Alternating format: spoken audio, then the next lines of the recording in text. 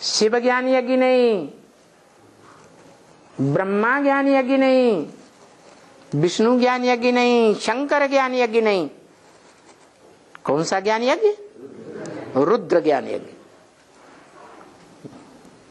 जिसने रौद्र रूप धारण किया। रौद्र माने भयंकर,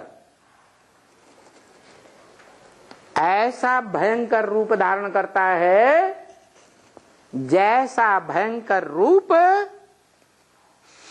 किसी भी धर्म पिता ने अपने धर्म के फॉलोअर्स के प्रति या दूसरे धर्म पिताओं के फॉलोअर्स के प्रति धारण ही नहीं किया। माना न अपने धर्म की तामसी तत्वों को नष्ट करता है, न दूसरों के तामसी स्वरूप को नष्ट करता है। कोई भी धर्म पिता नष्ट नहीं करता। ये पावर कोई भी धर्म पिता में नहीं, वो पावर रुद्र में है, जिसके बच्चे रुद्राक्ष कहे जाते हैं।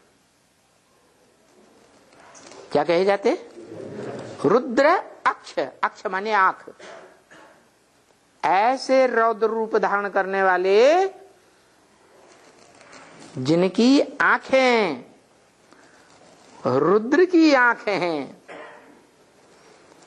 माने रौद्र रूप धारण करने वाला जो महारुद्र है, रुद्र गणों का भी बाप है, उसकी आंखें हैं। वो बीज रूप आत्माएं हैं इस सृष्टि की। कैसी आत्माएं हैं? सार रूप आत्माएं, जिस सार का कभी विनाश नहीं होता, बीज का कभी विनाश नहीं होता। जिस सृष्टि रूपी मनुष्य वृक्ष है,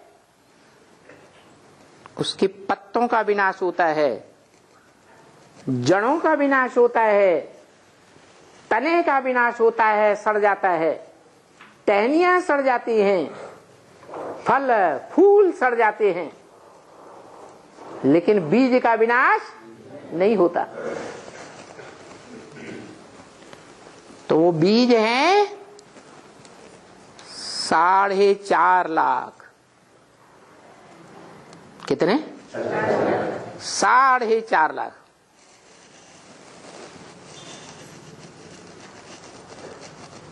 जो 4.5 लाख बीज हैं, वो अव्वल नंबर में रुद्रमाला के मणके हैं।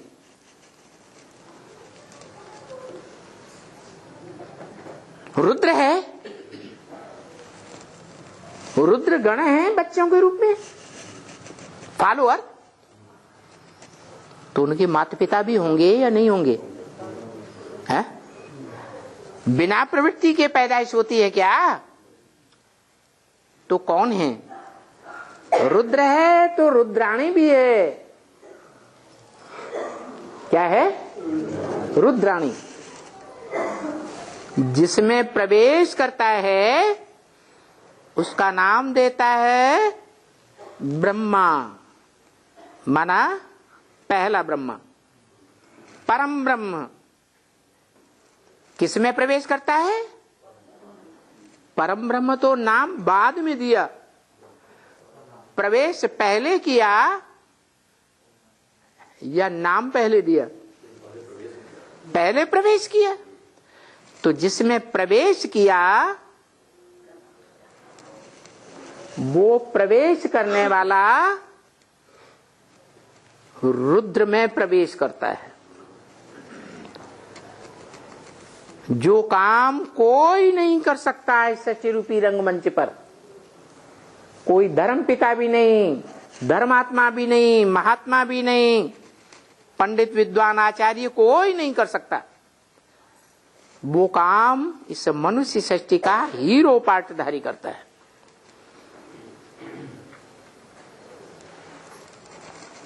उस सशक्त आत्मा में प्रवेश करता है।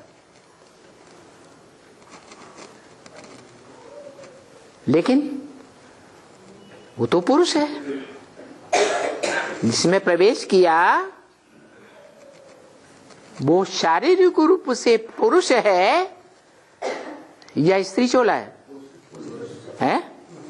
पुरुष है, परम पुरुष है। जिस पुरुष का आधार लेता है, प्रवेश करता है, तो उसका कार्य तो जानता है। क्या क्या कार्य है? रुद्र का कार्य जानता है। विशेष कार्य क्या है? जो रौद्र रूप धारण करना। इसलिए बताया यज्ञ के आदि में स्थापना के साथ साथ विनाश ज्वाला भी प्रज्वलित हुई। अच्छा, स्थापना के साथ ही क्या हुआ? विनाश। माता स्थापना करने के निमित्त बनती है क्या? और पुरुष क्या करता है? विनाशी है। दुर्योधन दुशासन तो जिस पुरुष के द्वारा रौद्र रूप धारण करने का कार्य और जिस माता के द्वारा स्थापना का कार्य, तो जैसा बाप वैसे बच्चे होंगे। है एक ही तन। क्या? तन एक ही है। उस तन में आत्मा एक है। दो हैं या एक है? व्यक्तित्व एक है, लेकिन दो काम करने वाले हैं। एक है आत्मा, एक शरीर। 5 तत्वों का अविनाशी पुतला। आत्मा भी अविनाशी और वो पुतला भी कैसा? अविनाशी। तो जो पुतला है वो माता का पार्ट मिला। वो आता है तो पुतले को कंट्रोल करता है या मन बुद्धि रूपी आत्मा को कंट्रोल करता है? तन को कंट्रोल करता है, पुतले को कंट्रोल करता है। उस पुतले के द्वारा माता का पार्ट बजाता है। तो जो तन लेता है अपना कार्य संपन्न करने के लिए, उस तन का नाम क्या रखा? ब्रह्मा, परम ब्रह्म। उस परम ब्रह्म में, तन में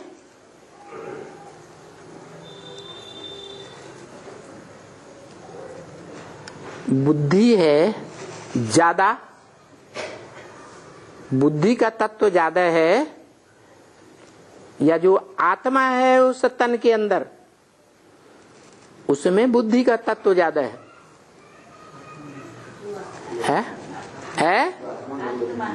आत्मा में बुद्धि का तत्व ज्यादा है। और जो तन है वो भी परा प्रकृति कही जाती है। गीता में भी प्रकृति के 2 रूप बताए। क्या? एक है पृथ्वी जल वायु अग्नि आकाश एकदम जड़,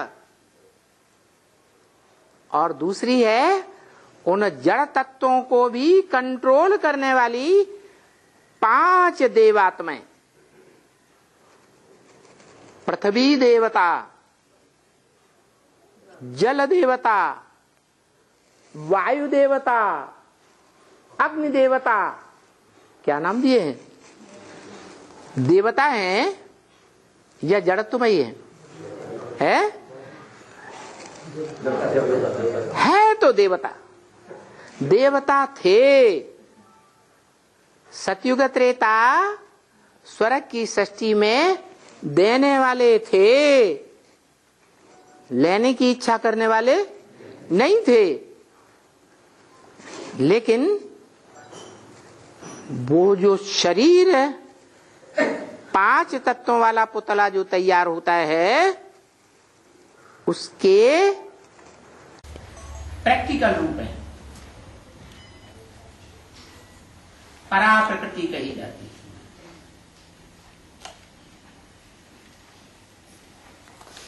वो परा प्रकृति इस सृष्टि रूपी रंगमंच पर सदा काल है या विनाशी है? सदा काल है। माना 5 तत्वों का जो सार रूप शरीर है, वो शरीर भी सदाकाल और वो आत्मा भी सदाकाल। अंतर क्या है? जो शरीर है वो बुद्धिहीनता का पार्ट बजाता है और आत्मा बुद्धि तत्व है, बुद्धिहीन नहीं है। इसलिए वो आत्मा जो शरीर का आधार लेकर चलती है, उसका नाम दिया बुद्धिमान नर अर्जुन। कैसा नर? बुद्धिमान। सुनी सुनाई बातों पर विश्वास नहीं करता। 1 सुनाए, 2 सुनाए, 4 सुनाए, 8 सुनाए, 10 सुनाए, 20 सुनाए, चारों तरफ से सुनाना सुनाना सुनाना। कैसा सुनाना? झूठ है लेना, झूठ है भोजन, झूठ चबेना, झूठ है झूठ, मेरा ही झूठ, सच की रट्टी नहीं। सारे दुनिया के अखबार झूठ सुने, झूठ खंड की दुनिया है ना, झूठी बातें सुनाने वाले हैं ना। झूठे अखबार बनाएंगे या सच्चे बनाएंगे? उन अखबारों से सचखंड की स्थापना होगी या झूठ खंड बनेगा? झूठ खंड बनेगा। टीवी चैनल्स, रेडियो, इंटरनेट, ये नर के द्वारा बनाए हुए हैं या देवता के द्वारा बनाए हुए हैं या भगवान के द्वारा बनाए हुए हैं? तो नर क्या करता है? नरक बनाता है। ये सारे वैज्ञानिक साधन जो तामसी बुद्धि बने मनुष्यों ने बनाए हैं, तामसी दुनिया में बनाए हैं, उनसे बुद्धिहीन प्रभावित होते हैं। कौन? बुद्धिहीन आत्माएं प्रभावित हो जाती हैं। जो बुद्धिमान नर अर्जुन जैसी आत्माएं हैं वो प्रभावित नहीं होती, और प्रभावित होती भी है तो नंबरवार प्रभावित होती है। अगर नंबरवार भी प्रभावित होती हैं तो भी उनको झूठ कहेंगे या नहीं कहेंगे? है? झूठ कहेंगे। एक आत्मा ऐसी है इस सत्य रूपी रंगमंच पर पार्ट बजाने वाली, जो एक सत्य बाप हेवनली गॉड फादर के बताए हुए त्रिकालदर्शिता के ज्ञान से ही प्रभावित होती है और दुनिया में किसी से प्रभावित नहीं होती।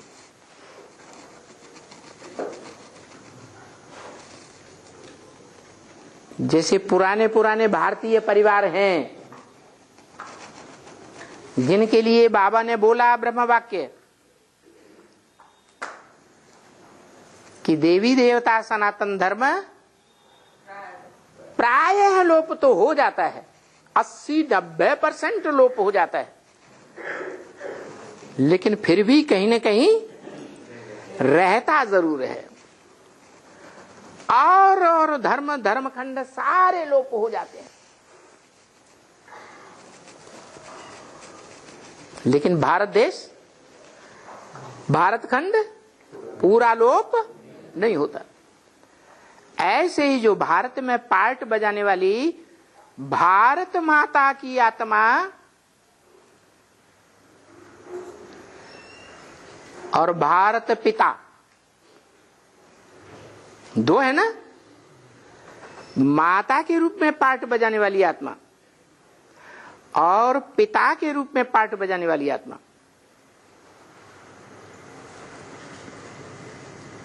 दोनों चैतन्य आत्माएं हैं या नहीं हैं? लेकिन उसमें वो आत्मा कौन सी है जो सदा काल अविनाशी है? क्योंकि विनाश शरीर का होता है, आत्मा का विनाश नहीं होता। तो ऐसी आत्मा जो है, न उसके आत्मा का विनाश का तो सवाल ही नहीं, लेकिन उसके शरीर का भी विनाश नहीं होता।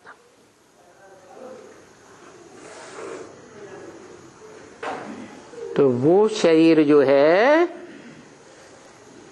वो शरीर रूपी वस्त्र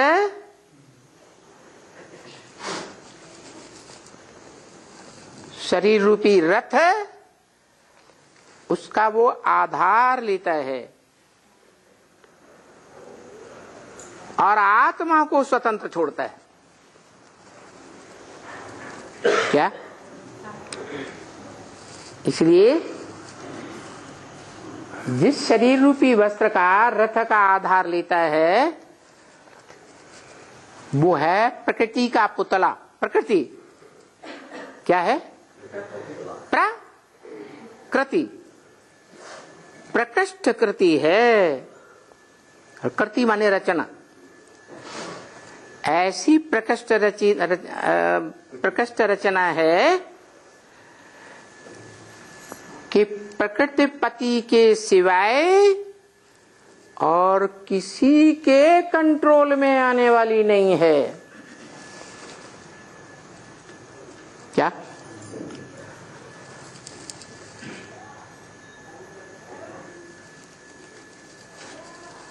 किसी के कंट्रोल में नहीं।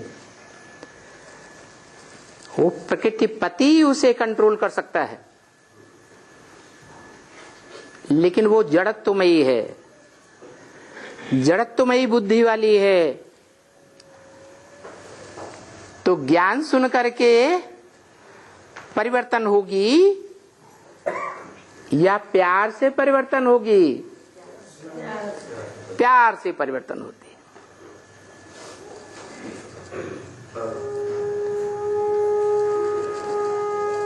प्यार ऐसी चीज है जो ब्रह्म वाक्य बोला मुरली में, प्यार पत्थर को भी पिघला देता है। क्या? पत्थर को भी पिघला देता है। माने पत्थर बुद्धि आत्मा ही क्यों न हो, वो भी परिवर्तन हो सकती है। प्यार क्या है?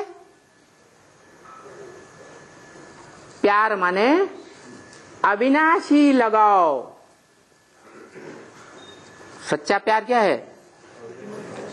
विनाशी या अविनाशी है? अविनाशी प्यार जो कभी टूटने वाला ना हो। वो प्रवृत्ति मार्ग, वो परम पुरुष इस सृष्टि पर आकर के स्थापन करने का रास्ता बताता है। स्थापन नहीं करता। प्रवृत्ति मार्ग का स्वर्ग स्थापन करता है, वो करता है या करता है? वो तो करता है। जो करेगा सो भोगेगा, करेगा नहीं, भोगेगा भी नहीं। तो वो तो करता है। वो जिसमें प्रवेश करता है उसको कर्ता धर्ता बनाता है। तो तन में प्रवेश करता है ना, है रथ में प्रवेश करता है ना, तो रथ की इंद्रियों को कंट्रोल करता है। इसलिए देखेंगे कि भारत की कन्याएं माताएं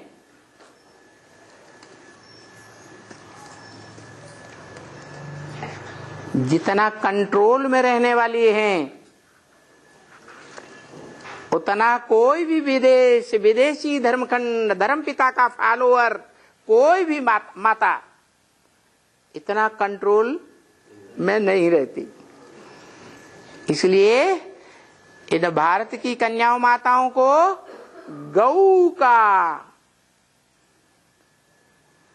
लक़ब दिया है शास्त्रों में। भगवान की गौएं क्या, लेकिन मानवीय बुद्धि ने जो शास्त्र बनाए उन शास्त्रों में मानवीय गौएं भूल गईं। उन जानवर बुद्धि वाले मनुष्यों ने क्या किया, विकारी मनुष्यों ने जानवर गौएं समझ लिया। ये ठीक है कि जानवरों में सबसे जास्ती सीधे साधे स्वभाव की गौ ही होती है। भारत की गौएं खास, विदेश की गौएं नहीं। विदेश की गौओं को जर्सी गाय कहा जाता है। जरा सी गऊ और बाकी सब बैल।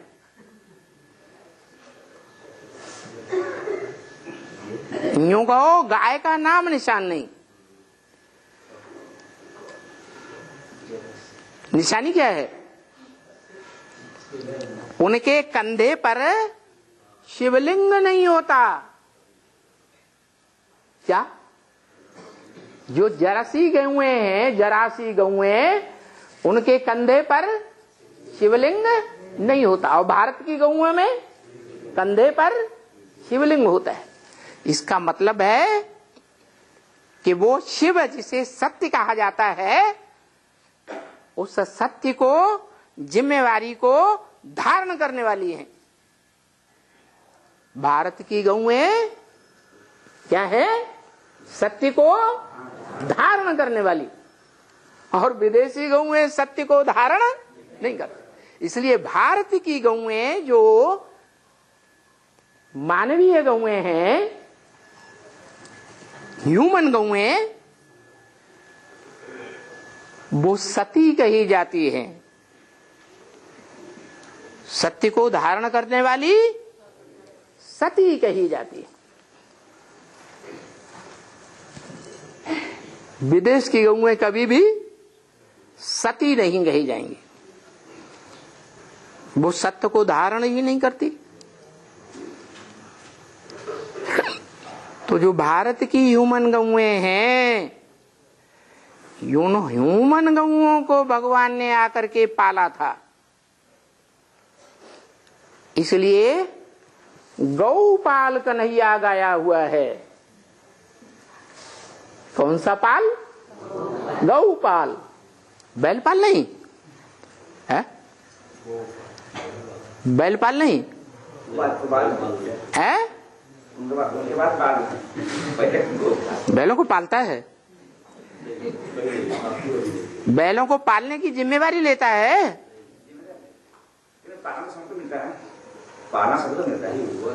गौ बन के रहोगे तो पालना होगी। अंश मात्र भी बैल बने, गेट आउट।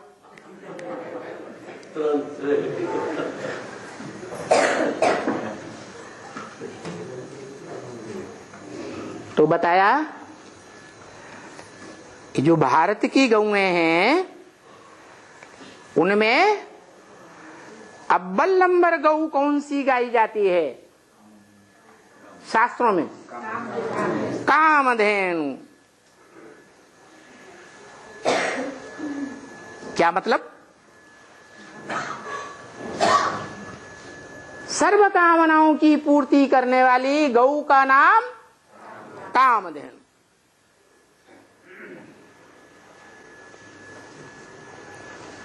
उसके सारे शरीर में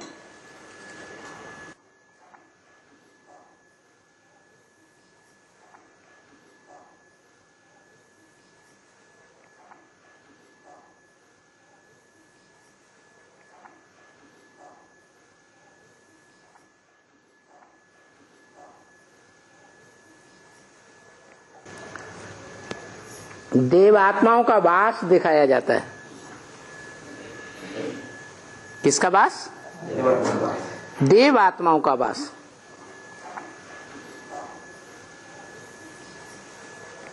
सोलह कला संपूर्ण देवताएं हो या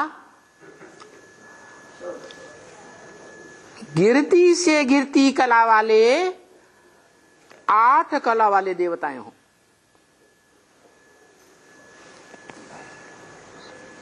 सबका उसमें वास दिखाते हैं। और जो 16 कला संपूर्ण बनते हैं उनकी भी सर्व मनोकामनाओं की पूर्ति करती, और जो गिरती कला वाले हैं, जैसे सीढ़ी के चित्र में कटी हुई त्रेता की सीढ़ियां दिखाई हैं। क्या? त्रेता की अंतिम गद्दियां जो स्वर्ग के राज्य को नष्ट करने वाली हैं, उनके जो राजाएं हैं वो राजाएं कहे जाएंगे स्वर्ग को नष्ट करने वाले। तो ऐसे राजाओं के भी सर्व मनोकामनाएं पूरी करती है। सर्व माने अच्छी या बुरी। और एक है जो अच्छी कामनाएं पूरी करती है।